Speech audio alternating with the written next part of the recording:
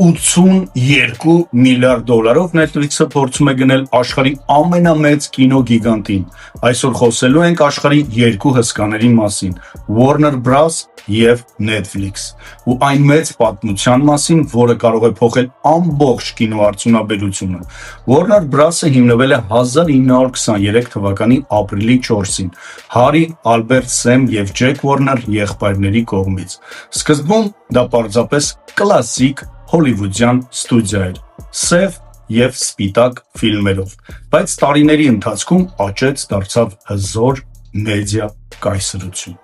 Միացնելով կինոն, սերիալներ, նորություններ, սպորտ և ժամանց։ Այսօր Warner Bros. Ընկերությունը ներառում է Warner Bros. Motion Picture Group-ը, HBO, HBO Max, սթրիմինգը, Warner Television-ը, CNN, Cartoon Network, Discovery, Animal Planet, Եվրոսպորտը և տասնյակ այլ գլոբալ բրենդներ։ Սա մի ամբողջ աշխարհի մեդիա հսկա է, ժողովուրդ ջան։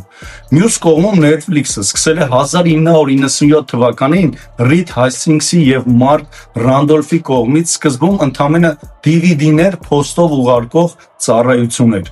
2007-ին նրանք գործարկեցին առցանց սթրիմինգը, ու հենց այդ պահին խաղի կանոնները փոխվեցին ամբողջ աշխարհում։ Այսօր Netflix-ը ունի ավելի քան 300 միլիոն բաժանորդ, ավելի քան 190 երկրներում և ստեղծում է սեփական ֆենոմենալ ֆիլմերն ու սերիալները՝ Stranger Things, The Crown, Squid Games և շատ ուրիշներ։ Փոքր ստարտափից դարձել է աշխարհի ամենամեծ բովանդակություն ստեղծողներից մեկը։ Եվ հիմա ամենաթեժ մասը, ժողովուրդ ջան, 2025-ին Netflix-ը ցանկանում է ձեռք բերել Warner Bros.-ի ստուդիան և սթրիմինգը, բիզնեսը մոտ $82.7 միլիարդ։ Սա պատմության ամենամեծ մեդիա գործարքներից մեկն է լինելու, եթե դա տեղի ունենա։ Netflix-ը կդառնա ոչ միայն սթրիմինգ պլատֆորմ, այլ նաև հոլիվուդյան ամենահին ու հզոր ստուդիաների սեփականատերը, պատկերացնում եք։ Բայց ամեն ինչ այսքան հեշտ չէ։ Գոյություն ունի նաև այլ հետաքրքրված կողմ՝ Paramount Pictures-ը, որը առաջարկել է ավելի բարձր գին՝ մոտ $108 միլիարդ։ Այժմ իրական մրցամարտ է, ով կգնի Warner Bros.-ը։ Բացի այդ, գործարքը պետք է անցնի հակամենաշնորհային ստուգումներ, ժողովուրդ ջան։ Նույնիսկ ԱՄՆ նախագահ Դոնալդ Թրամփը արդեն կասկածներ է հայտնել, որ այսպիսի միավորում կարող է չափազանց մեծ ուժ կենտրոնացնել մեկ ձեռքում։ Պատկերացնում եք։ Այսինքն, իհարկե, Netflix-ը ուզում է գնել, բայց դեռ անորոշ է, ով կկարողանա գնել։ Կթույլատրեն, թե ոչ, դա էլ է հարց, թե կթույլատրեն գնել, թե ոչ։ Հաջորդ մեծ հարցը ինչ կլինի կինոթատրոնների հետ։ Չէ՞ որ Netflix-ը իր մոտ կարա դնի կինոները և կինոթատրոնները վերանան։ Վերջին տարիներին սթրիմինգը արդեն նվազեցրել է կինոթատրոնների այցելությունները։ Մարդիկ սովորել են ֆիլմերը նայել տանը, բայց շատ վատ է դա։ Հեռախոսով կամ մեծ սմարթֆոնի վրա, եթե Netflix-ը ձեռք բերի Warner Bros.-ը, շատ ֆիլմեր կարող են գնալ ոչ թե մեծ էկրաններին,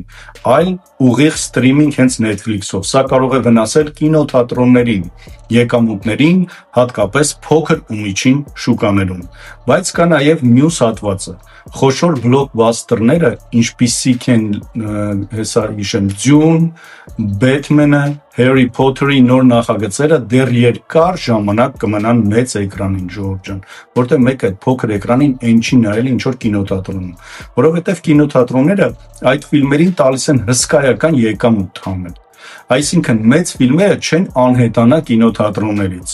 բայց այդ վտանգը կա, որ կինոթատրոններում կսկսեն ավելի քիչ գնալ։ Կա եւս մեկ կարևոր միտք. կինոթատրոնները չեն մահանում, նրանք փոխվում են, լաքժերի սրահներ, հատուկ իրադարձություններ, սպորտի ուղիղ եթեր, կրկես, համերգներ, դրանք արդեն նոր բիզնես մոդելներ են, որոնք կինոթատրոններին պահում են խաղի մեջ։ Բայց մեկը վաղ թե ուշ կինոթատրոնները ունենալու են պրոբլեմ, ժողովուրդ ջան, բայց ես ոնց ասեմ ձեզ, շատ ցավում եմ այն մտքից, որ կարա մի օր կինոթատրոնը վերանա, որովհետև երբ որ կինոթատրոն դու գնում ես, նստում ես այդ մութ տեղը, ձայնային էֆեկտներ, մեծ էկրան, դու լրիվ ուրիշ ձև ես տեսնում այդ ֆիլմը, լրիվ ուրիշ պատկեր քան կարող ես տեսնել քո հեռուստացույցի վրա։ Լավ մնացեք, նորություններին հետևեք, տեսնենք ով է առնում Warner Bros-ը, Paramount Picture-ը, թե Netflix-ը։ Շնորհակալություն։